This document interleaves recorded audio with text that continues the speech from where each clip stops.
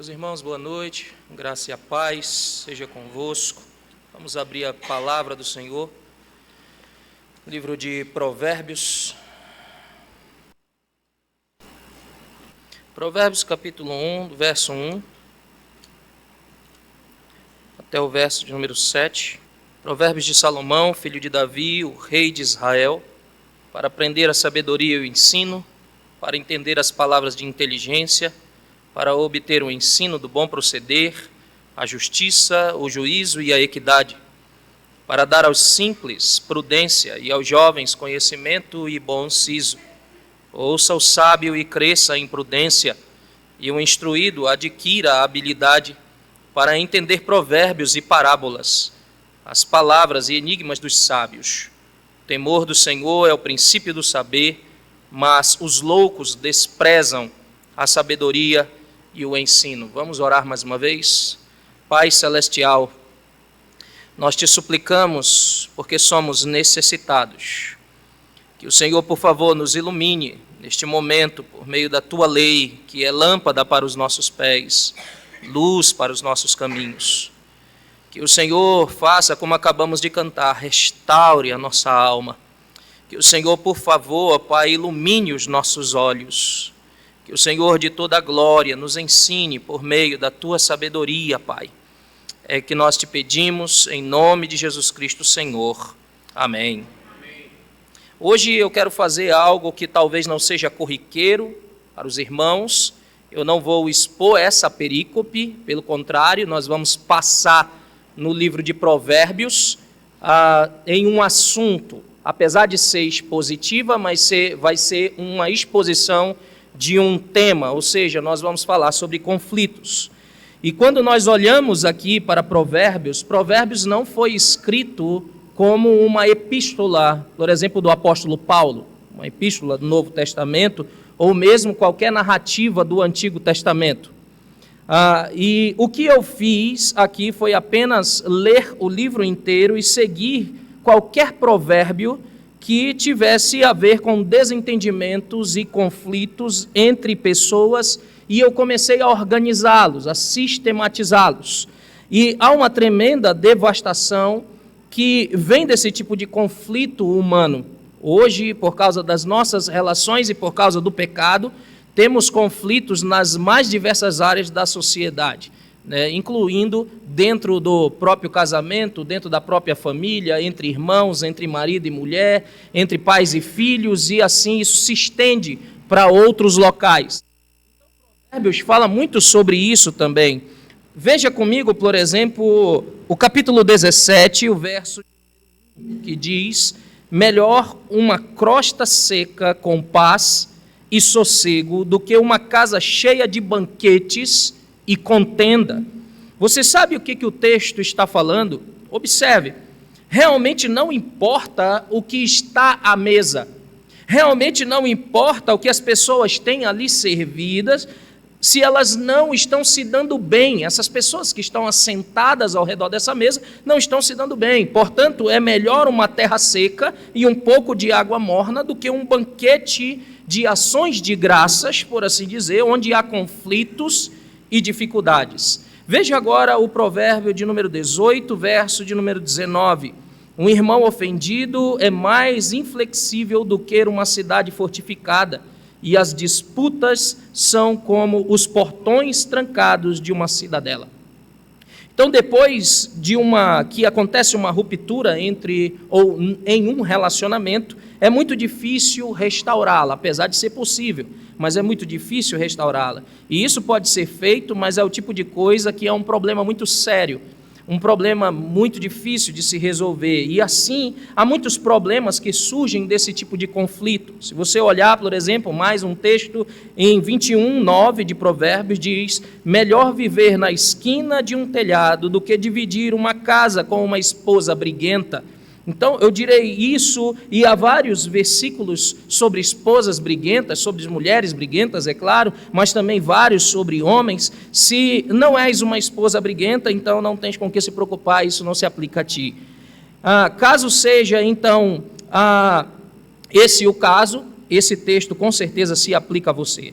Mas entenda que todos os outros versículos que têm a ver com pessoas briguentas e cheias de intrigas, dissensão, também são dirigidos a homens, não apenas a mulheres, e assim funciona nos dois sentidos, para os dois lados. Não são apenas mulheres ou homens que têm problemas neste tópico, mas há uma série de problemas ou série de provérbios que falam sobre isso, e a questão aqui pode haver muita angústia e problemas quando há discórdias na família. E Provérbios tem alguma sabedoria para nos dar sobre como nós podemos lidar com isso. Agora, o que eu fiz foi organizar aqui algumas coisas em categorias, esses provérbios. A primeira categoria principal é o que causa as brigas e as discórdias. O que é que causa as brigas e as discórdias entre nós? A propósito, essa é uma citação do livro de Tiago que nós lemos, né? Mas o que é isso? O que causa brigas, o que causa contendas, o que causa dissensões no nosso meio? Essa é a primeira categoria principal. E então, uma próxima oportunidade, nós veremos as outras duas categorias, porque nós não teremos tempo para ver as outras duas. A segunda é como evitar os conflitos, como evitaremos esses conflitos. E a terceira, então, é como resolver esses conflitos.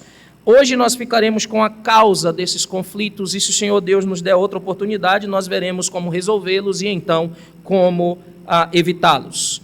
O que causa as brigas e as discórdias, então, entre vós? Eu serei muito direto, a maior causa é o orgulho. A maior parte dos conflitos humanos, a maioria das dissensões, das discórdias, vem do orgulho. Agora, como é que se define orgulho? O que seria orgulho? Nós cantamos agora também da soberba, guarda o teu servo, que ela não me domine, então ficarei livre de tão grande transgressão. O que significa isso? De maneira muito simples, o orgulho é uma atitude em que eu quero o que eu quero, quando eu quero, e o outro está no meu caminho, e dessa forma nós temos problemas. Porque eu quero algo e alguém está no meu caminho. Isso mesmo, isso é uma atitude que prioriza o eu. É um egoísmo, é um egocentrismo. Prioriza o eu e nos causa muitos conflitos. Abra comigo Provérbios 13, 10. Diz o seguinte, e aí eu vou me adiantar para nós ganharmos tempo, tá? Enquanto você procura. Da soberba só resulta a contenda, mas com os que se aconselham se acha a sabedoria. Portanto, o oposto do orgulho é, obviamente, a humildade, alguém que busca conselhos, alguém que busca a sabedoria de alguém mais experiente ou mesmo da palavra de Deus diretamente. E descobri isso por mim mesmo, que há muitas pessoas que podem me corrigir, que às vezes me corrigem e podem me dar conselhos, e em muitos casos elas estão certas, e é incrível a reação que surge dentro de mim quando alguém está fazendo isso. Quando alguém chega para me corrigir, quando alguém chega para corrigir alguma outra pessoa. Você deve saber do que eu estou falando. Quando nós somos corrigidos por alguém, quando nós estávamos pensando que estávamos no caminho correto e de repente somos corrigidos, e então pulsa dentro de nós como o orgulho, e então nós começamos a nos irritar. E em quase qualquer outro relacionamento, exceto no relacionamento conjugal, nós mantemos muitas vezes essa irritação oculta. Nós aplacamos um pouco, nós seguramos essa irritação e dizemos, bem, obrigado por sua contribuição, obrigado por seu conselho e tudo mais, mas quando é o cônjuge que aponta essas coisas, aí nós temos problemas. Porque começam então os conflitos, começam então as farpas, os tiros, por assim dizer, um contra o outro. E eu descobri que eu estou falando comigo quase sempre quando acontecem essas coisas. Então, o orgulho é a falta de vontade em aceitar alguma crítica ou alguma correção que é pertinente, que é algo que é necessário, que é certo, e é um dos grandes temas do livro de Provérbios. Veja, se você prestar atenção, certamente é isso, é a capacidade de aceitar a correção. O que nós temos no livro de Provérbios é isso: a capacidade, a habilidade, a humildade para aceitar a correção, a capacidade de aceitar a repreensão. E isso imediatamente divide as pessoas do livro de Provérbios em duas grandes categorias, ou seja, as pessoas que são sábias e as pessoas que são tolas. As tolas, como nós acabamos de ler no verso de número 7 do capítulo 1, os loucos desprezam a sabedoria e o ensino. Eles não querem, eles desprezam. Então nós temos isso, e é a capacidade de aceitar a correção que torna uma pessoa sábia, segundo o livro de Provérbios. E por que isso? Por que nós precisamos de correção? Precisamos ser ajustados, nós precisamos ser corrigidos. E o orgulho, então, diz: eu vou lutar contra esta correção, eu vou me opor, eu vou discordar. E então começam as brigas e as intrigas, as discórdias. E com isso vem a raiva, a ira, de diversas maneiras. Eu vou listar algumas, eu não tenho como listar todas, mas vou listar algumas formas de como ela se manifesta. A primeira forma é o que nós podemos chamar de irritação ou irritação instantânea. Se você abrir Provérbios 12:16, verá o seguinte: a ira do insensato num instante se conhece, mas o prudente oculta a afronta. Agora, a coisa com que Provérbios trata sempre tem uma parte A e uma parte B. Observe isso, sempre há uma parte A e uma parte B. E então, algumas vezes, nós veremos falando a parte A e outras vezes a parte B, porque há pelo menos dois tesouros aqui. Porém, um deles, a fonte do conflito, é a irritação que surge dentro de cada um de nós ou dentro de ti.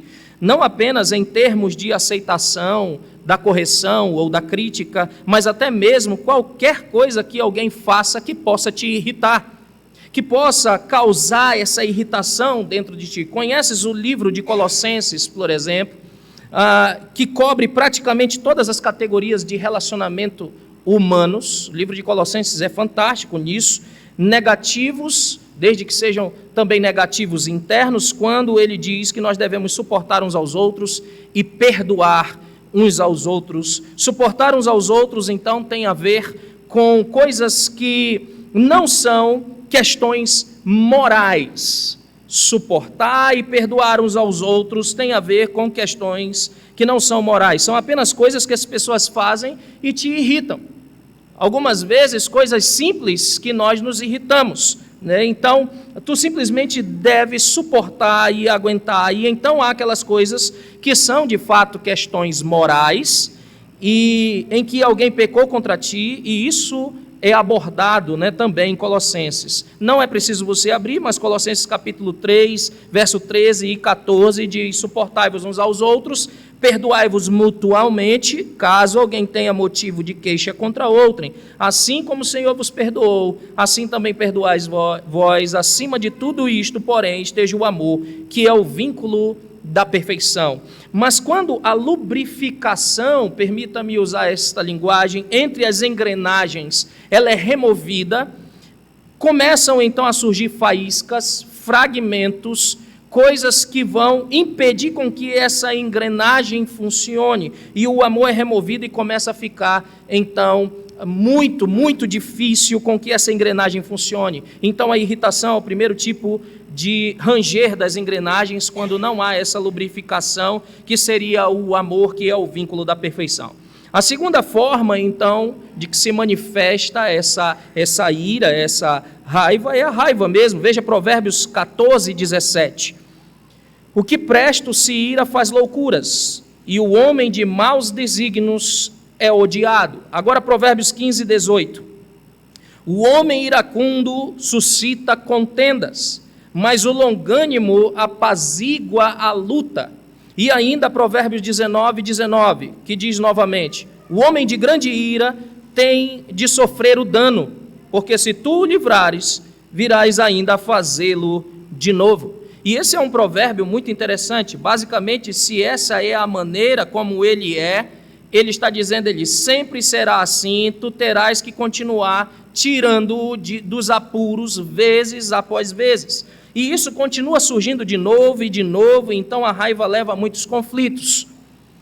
Veja agora Provérbios 29, 11, por favor, que diz: o insensato expande toda a sua ira, mas o sábio, afinal, lhe reprime. Verso de número 22, o iracundo levanta contendas, e o furioso multiplica as transgressões.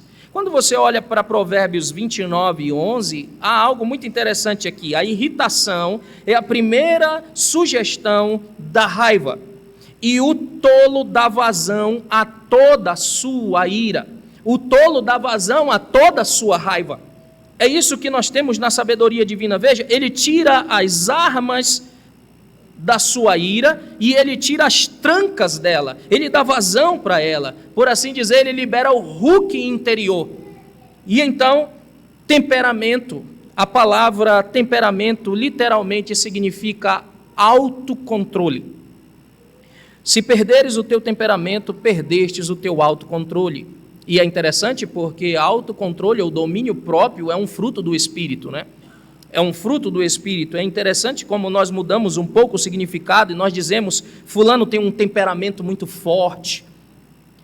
Queremos dizer que eles são umas pessoas um pouco explosivas, pessoas de pavio curto, e então nós começamos a dizer esse tipo de coisa, mas, na verdade, o temperamento originalmente significava autocontrole, a capacidade de se controlar, e quando se perdia o temperamento, então estava se dizendo que perdeu-se o autocontrole. Mas aqui em Provérbios 29, 11, o tolo está dando vazão total à sua ira, está colocando lenha na fogueira, e ele está, então, liberando estas coisas, e é aí que o conflito vai de apenas uma simples discordância para algo enorme. Então, a primeira coisa que nós podemos perceber aqui é o orgulho. Segunda coisa que causam os conflitos são as palavras. É a causa do conflito. Já falamos sobre falar em certa medida, mas há 6 categorias nisso. Não se preocupe que eu vou passar muito rapidamente por elas. Primeiro, muitas palavras, falar muito. Em segundo lugar, palavras imprudentes. Terceiro lugar, palavras duras. Em quarto lugar, palavras enganosas. Em quinto lugar, fofocas. E em sexto lugar, insultos. Então, passarei por cada uma dessas categorias muito rapidamente para nós vermos o que a sabedoria divina nos ensina. Então, o muito falar, ou as muitas palavras. Provérbios 18, 21 diz: a morte e a vida estão no poder da língua, e o que bem a utiliza, come do seu fruto. A língua pode ser um instrumento de bênção tremenda, ou pode ser um instrumento de divisão, de dissensão, de conflitos. Observe como usas a língua, ou como tu deves usar a língua. Observe com muito cuidado. Logo, em termos de palavras, se há muitas palavras, é muito provável que haja pecado. Veja Provérbios 10, 19, por exemplo. No muito falar, não falta transgressão, mas o que modera os lábios é prudente. Às vezes é melhor para o bom relacionamento, para o bom andamento do relacionamento, simplesmente se calar, simplesmente ficar calado. Há o momento de falar, mas há o momento de ficar calado. Então, o que nós temos visto aqui, a sabedoria divina nos ensina que no muito falar há transgressão, mas aquele que é sábio, aquele que modera os seus lábios, ele é prudente. Então, onde há uma multiplicação de palavras, há uma maior probabilidade de haver conflitos. Quando você vai falar muito, certamente você vai tropeçar em alguma coisa. Então, algo será dito que não deveria ser dito. Segundo lugar, palavras imprudentes. Quando tu pensas em um motorista, por exemplo, um motorista imprudente, pensas em alguém que está dirigindo sem controle, alguém que está dirigindo quebrando as leis de trânsito, dirigindo do lado errado da mão, dirigindo na velocidade que não é permitida. Existem certos relacionamentos interpessoais que nós aprendemos a nos relacionar lá no jardim da infância, quando éramos crianças, e não mudaram muito desde então.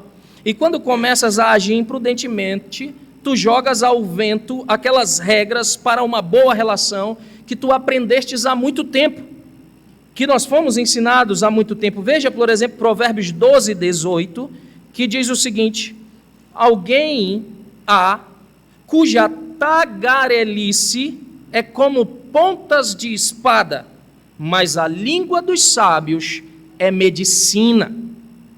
Observe isso. Já fostes ferido pela palavra imprudente de alguém? De alguém que soltou uma palavra que não estava no seu tempo de ser falada? Tu já fostes ferido por alguém muito próximo dessa forma? Isso machuca, não é? Isso causa uma dor muito grande e é verdade para todos nós. Porque nós muitas vezes nos excedemos e falamos demais palavras imprudentes. A coisa triste é que nós tanto recebemos quanto damos essas feridas, e aí é que entram os conflitos, nas palavras imprudentes. Por favor, veja também Provérbios 13, verso 3, que diz: o que despreza a palavra, a ela se apenhora, mas o que teme o mandamento será galardoado, ou será recompensado. Então, tenha cuidado com o que tu estás dizendo, com o que tu pretendes dizer. Pense e pense novamente antes de falar. Tiago nos ensina: todo homem, pois, esteja pronto para ouvir. A epístola de Tiago é fenomenal porque ela joga muito luz, né? Ela recorre ao livro da sabedoria, muitas citações que ele coloca ali. Todo homem, pois, seja pronto para ouvir, tardio para falar e tardio para se irar. Então seja prudente no falar, pense um pouco mais antes de falar. Alguns de nós têm mais facilidade com isso do que outros, é claro. Alguns são até o tipo mais silencioso e quietos e não lutam tanto com isso quanto aqueles que falam demais. Porém, estes também que são silenciosos não estão isentos de pecar, por exemplo, como por omissão ou por covardia, né? Então, nós temos que balancear essas coisas. Terceira coisa que eu quero ver aqui: palavras duras. Provérbios 15, verso 1, muito conhecido de alguns de nós. Eu penso que dentre todos os provérbios, este pode ser um dos mais úteis. Em outras palavras, nós estamos aqui passando por muitos provérbios hoje, mas olhe, Provérbios 15, 1, memorize-o, coloque em algum lugar onde você possa ver e ler na sua casa. A resposta abrandada ou branda desvia o furor, mas a palavra dura suscita ira. Há tanta verdade nisso, irmãos. Então, se disseres algo duramente para alguém, não se surpreenda se de repente você explodir um conflito.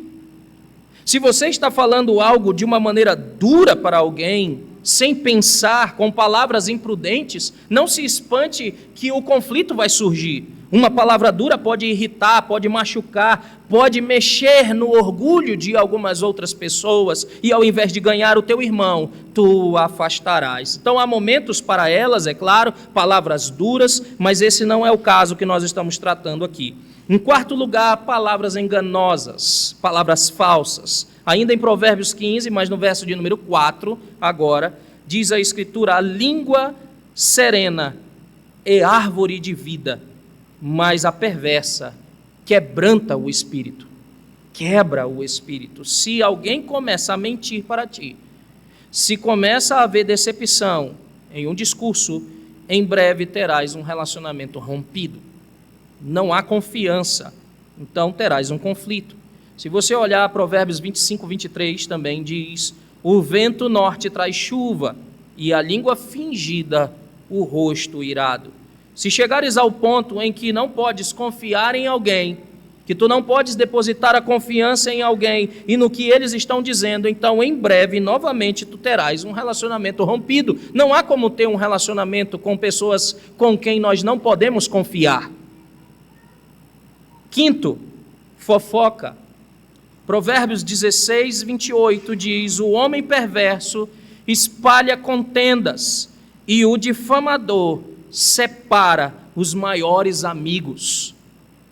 Alguém que disse algo fora de hora, deu alguma informação compartilhada que era de confiança, espalhou alguma notícia ou alguma história sobre alguém apenas porque tem o prazer e é viciado em saber as coisas para espalhá-las, detalhes da vida alheia que o outro gostaria que fosse ignorado ou mantivesse em discrição. E isso, quando é feito, quebra relacionamentos. A fofoca faz isso. Estas são as palavras que machucam. Em sexto lugar, insultos. Provérbios 11:12 diz: o que despreza o próximo é falta de senso, mas o homem prudente, este se cala. Então, estas são diferentes coisas que a língua pode fazer, que as palavras podem se desdobrar, que levam a conflitos. Eu poderia adicionar outras coisas aqui, por exemplo, como o ódio incita contendas. Por exemplo, se você olhar Provérbios 10:12, diz: o ódio excita contendas, mas o amor cobre todas as transgressões. Então, é um tipo especial de ódio, é a falta de vontade de perdoar, uma falta de vontade de dizer: eu também sou pecador, eu também poderia fazer isso, e eu cobrirei isso, assim como Jesus cobriu os meus pecados com o seu sangue, assim como Deus me perdoou, eu também perdoarei. Então eu iniciarei o processo de perdão. Mas ao invés disso, há um orgulho que surge e diz: sim, eu pecaria, mas eu nunca faria dessa forma. Como este? Alguns chegam até a ter a atitude do fariseu, né? Graças eu te dou que eu não sou como aquele homem, que eu não sou como esta ou como aquela. Então, eu não posso perdoar, e eu iniciarei, na verdade, ao invés do processo de reconciliação e de perdão, um processo de ruptura. E também há categorias de pessoas, estranhamente, que parecem adotar uma vida ou um estilo de briga, é beligerante, e gosta de ser briguento, né? Elas simplesmente parecem gostar de estar envolvidas em uma discussão. Elas gostam e aproveitam qualquer oportunidade. Todos somos briguentos em algum grau, irmão. Todos. Em algum grau nós vamos ser briguentos em algum grau. Todos nós temos dissensões incorporadas em nós por causa do pecado, e é parte da natureza humana por causa do pecado, né? A natureza caída. Mas há algumas pessoas que parecem viver para isso. Parece ser mais atenuado isso nelas. Veja Provérbios 16:28. O homem perverso espalha contendas, e o difamador separa os maiores amigos. 17:19. O que ama a contenda ama o pecado, e o que faz alta a sua porta facilita a própria queda. Por favor, 20, verso 3, diz: honroso é para o homem o desviar-se de contendas, mas todo insensato se mete em rixas. E então 26:21 diz: como o carvão é para a brasa e a lenha para o fogo, assim é o homem contencioso para acender rixas, para começar brigas. Então, há apenas uma categoria de pessoas no livro de Provérbios chamadas briguentas. São o tipo de pessoas que iniciam fácil e rapidamente uma briga ou uma discussão. Se você olhar Provérbios 27:15 e 16, diz: o gotejar contínuo no dia de grande chuva e a mulher rixosa são semelhantes. Contê-la seria conter o vento, seria pegar o óleo na mão. Eu penso que nós deveríamos crescer para desprezar brigas, insultos, para evitar discussões, amadurecer e dizer que tudo o que nós pudermos fazer para manter a unidade do Espírito e o vínculo da paz, exceto sacrificar a verdade doutrinária e bíblica, nós faremos. É o que a sabedoria bíblica tem nos ensinado, e isso é o que significa manter a unidade do Espírito e o vínculo da paz, e é muito isso que nós desejamos, muito disso que nós desejamos fazer. E então, se tu lutas com uma natureza briguenta, beligerante, irritadiça, tu sabes quem tu és, sabes se há irritações e agitações, se te irritas muito fácil, se é muito fácil entrar em discussões e brigas, é fácil para entrar em uma luta, és muito rápido com isso, então trabalhe nisso. Apresente-o ao Senhor em oração, diga: Senhor, este sou eu, muda-me, santifica-me, transforma-me. Ele já sabe quem você é.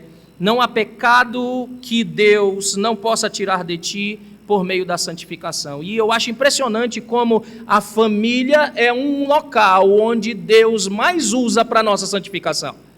Lá nós não escondemos quem nós somos. Lá, eu sempre digo para as pessoas que querem saber quem eu realmente sou, pergunte a Neide, que ela vive comigo há mais tempo do que qualquer um aqui. E quer saber quem ela realmente é, pergunte a mim, que vivo com ela há mais tempo do que qualquer um aqui, e é onde nós não escondemos absolutamente nada, é dentro de casa. Fora de casa, nós ainda metemos o pé no freio, né? Nós ainda escondemos algumas coisas, algumas farpas nós ocultamos, algumas coisas nós engolimos, mas dentro de casa, muitas vezes, nós mostramos quem nós realmente somos. E é ali o local onde Deus está usando para nos santificar, para nós vivermos a vida cristã de maneira que nós deveríamos viver, dignos da nossa vocação, no cuidado, no autossacrifício, na obediência, no amor. E então não há nada que o Senhor Deus não possa perdoar. E Satanás, ele está ao nosso derredor buscando quem possa tragar, e ele está cochichando em muitos ouvidos, dizendo que você não pode mudar e você não pode sair dessa situação. E esta é uma grande mentira de Satanás. Porque se tu és um crente, tu não és mais escravo do pecado. Tu não deves mais nada ao pecado, como se tu fosses servo dele. É o que nós temos em Romanos. Eu não devo mais nada ao pecado, eu sou livre, mas o diabo frequentemente está sussurrando. O seu coração enganoso frequentemente sussurrando em teu ouvido, dizendo: eu sou assim mesmo. É aquela síndrome, né? Eu nasci assim, eu cresci assim e eu vou morrer assim. Não há como mudar. Não há caráter que Deus não possa mudar, irmãos.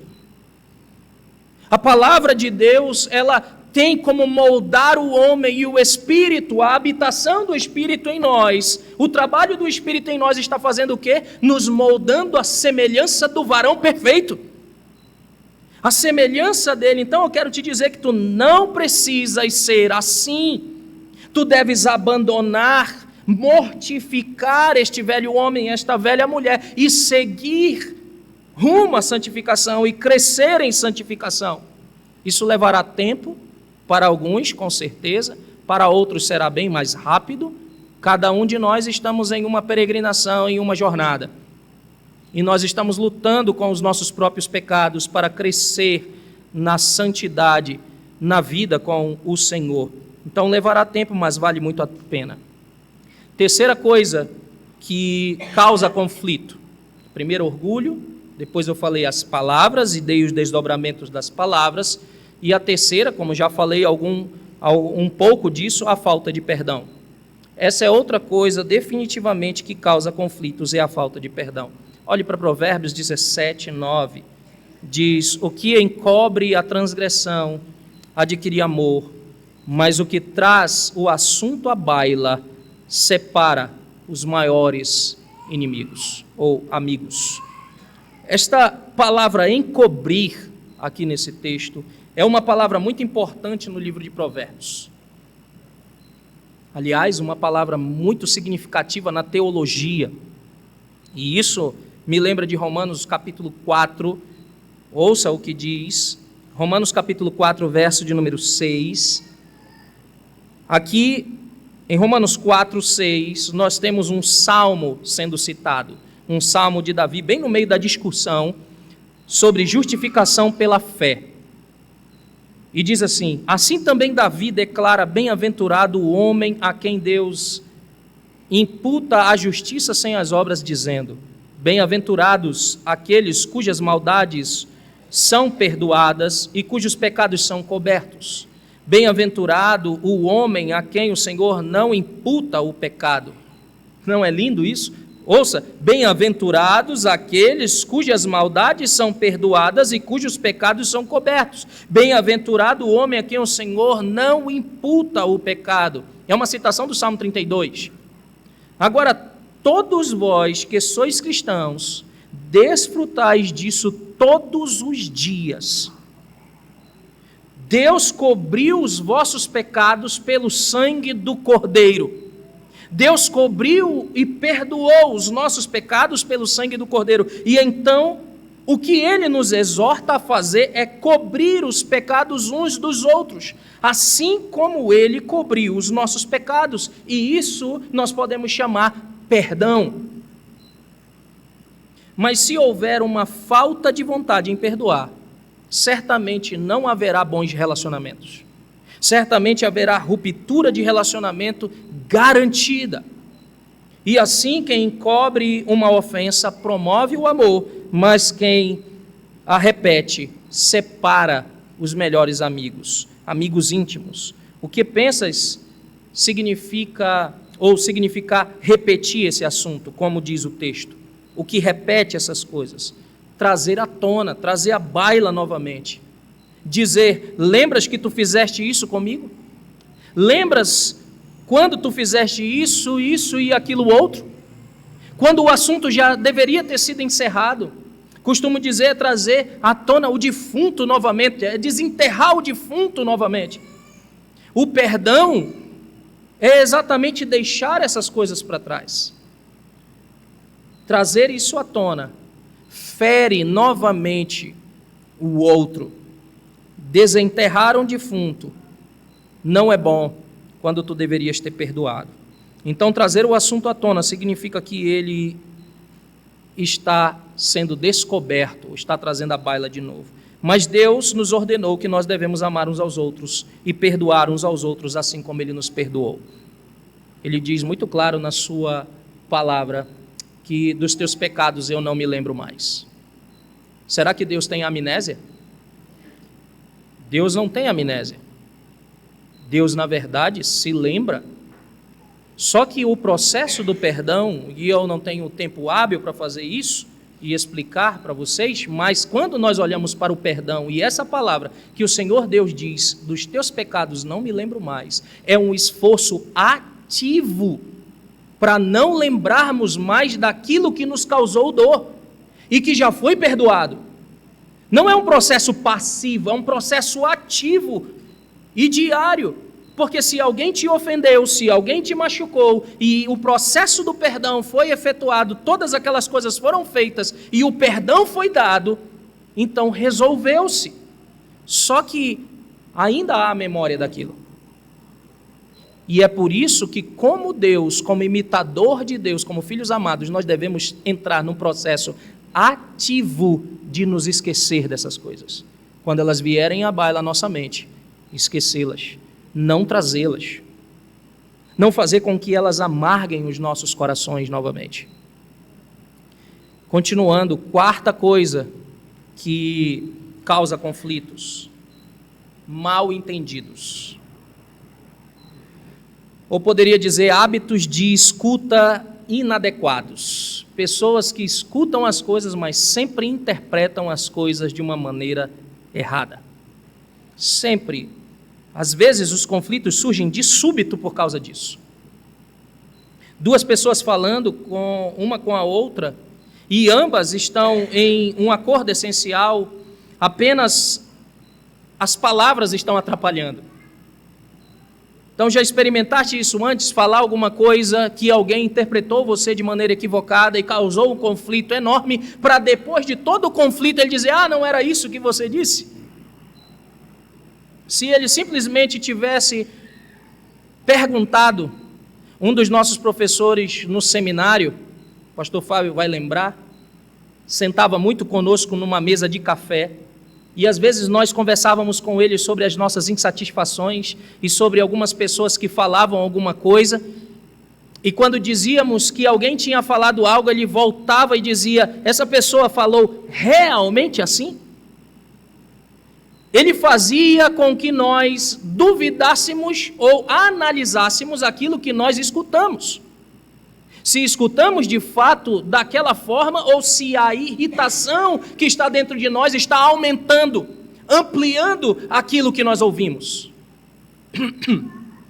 Ou se porque eu tenho alguma coisa contrária ao outro, eu já não escuto as coisas de maneira adequada. Eu sempre escuto as coisas de maneira equivocada.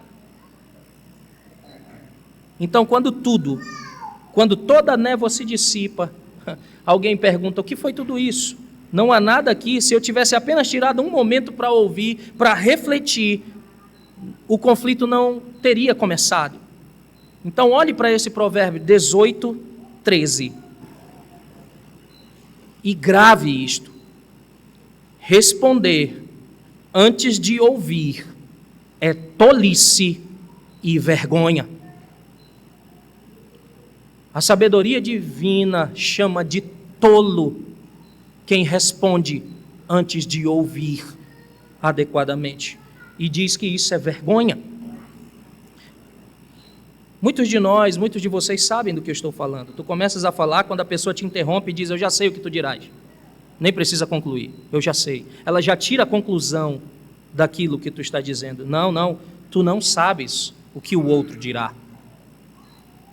Tu não és um leitor de mentes. Tu não és onisciente.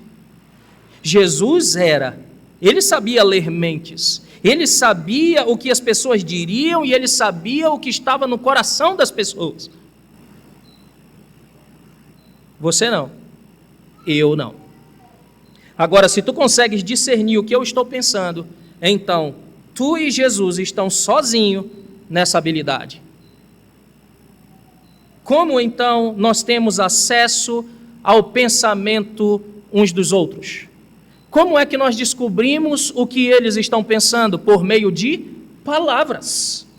Por meio das palavras. E é um presente de Deus que Deus nos deu, mas tu precisas ouvi-la. Essa semana eu conversava com o reverendo dizendo: nós somos ensinados a falar, nós somos ensinados a ler, nós somos ensinados a escrever, mas nós não somos ensinados a ouvir. É uma habilidade que nós precisamos aprender, ouvir e ouvir corretamente.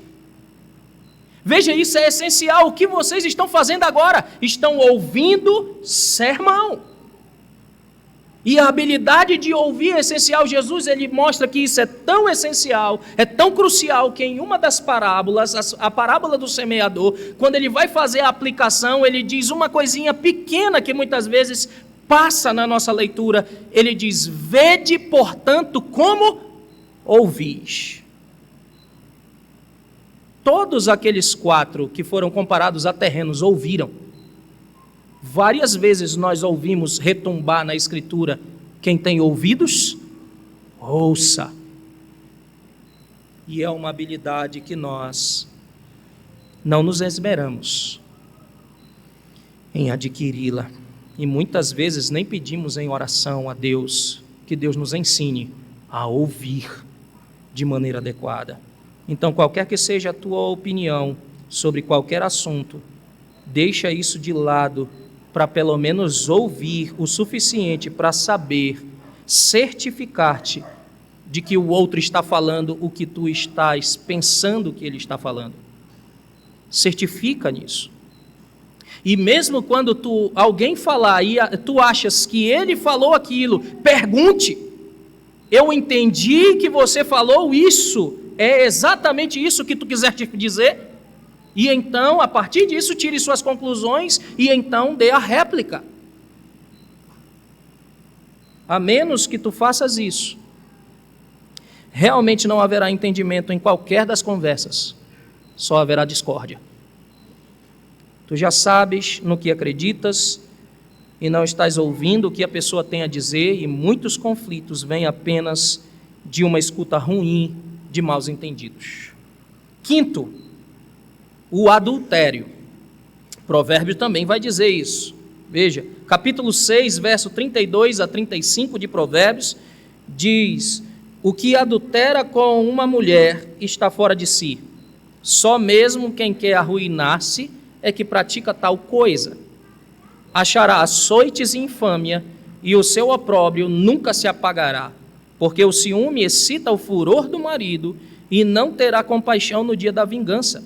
não se conterá com o resgate, nem aceitará presentes, ainda que sejam muitos. Veja, é um relacionamento profundamente rompido o que o adultério causa. E nesse caso, não apenas o homem adúltero para com o marido ofendido, mas também o marido e a sua esposa. Houve mais relacionamentos, conflitos. Então, este é um conflito ou uma disputa para a qual quase sempre não há cura, como diz isso. Mas é possível, o Senhor pode todas as coisas. Em sexto lugar, caminhando para o fim, Provérbios 28, 25, a ganância. O cobiçoso levanta contendas, mas o que confia no Senhor prosperará. Então a dissensão também vem da ganância, da cobiça. Nós ouvimos hoje de manhã, né? A cobiça, nós lemos aqui antes de iniciar o sermão. De onde vêm as guerras? É da cobiça que milita na vossa carne. É isso que diz Tiago. De onde vêm as lutas? De onde vêm as contendas entre vós? Não é das paixões que guerreiam na vossa carne? Queres alguma coisa e não a consegues? Mata, cobiças, não podes ter o que queres, tu brigas, tu lutas, e por quê? Porque há um anseio por coisas terrenas ou por confortos terrenos, e é a ganância. Então nós fizemos uma espécie de análise bíblica sobre de onde vêm os conflitos, conforme o livro de Provérbios nos diz, para ver, ou pode haver outros também, mas este é um diagnóstico de onde eles vêm. Mas, irmãos, para finalizar, há um maior conflito que todo homem tem antes de ter com o seu próximo. O conflito do homem para com o seu próximo se dá porque ele já está em um conflito com o seu Criador. Por causa do conflito com o Criador, por causa da queda, se nós voltássemos para Gênesis, nós veríamos que no dia em que o homem pecou, houve um rompimento não apenas com o Criador, mas consigo mesmo, com a sua esposa, com a criação. Houve conflitos agora de todos os âmbitos que o homem tem que enfrentar por causa do pecado. Mas o ofendido, Deus, o que foi ofendido pelo homem, procurou a reconciliação e enviou Jesus Cristo, o varão perfeito, para que esse conflito fosse resolvido e nós tivéssemos paz com Deus. E tendo paz com Deus, nós podemos ter paz uns com os outros, e podemos ter paz com a criação, podemos ter paz conosco, porque Deus proveu essas coisas. O que eu quero dizer é que não adiantará nenhum esforço de quem quer que seja de ter paz com o próximo, enquanto não tiver paz com o Criador. Não há como ter paz com o outro, com a criação, sem ter primeiro paz com o Criador, porque Ele é quem promove todas estas outras instâncias de paz.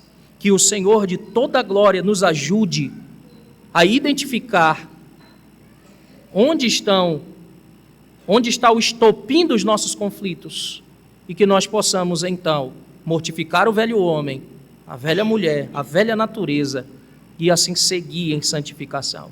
E se você que está aqui hoje, me ouvindo, ainda não tem paz com Deus, hoje é o dia aceitável da tua salvação.